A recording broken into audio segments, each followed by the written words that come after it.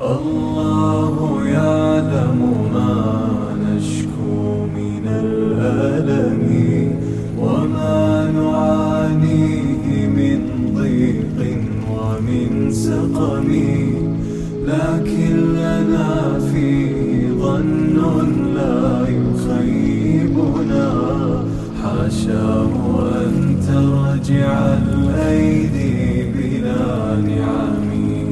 كم جاد من فضله قبل السؤال، وكم أعطى وأغنى بمحض الجود والكرم. الله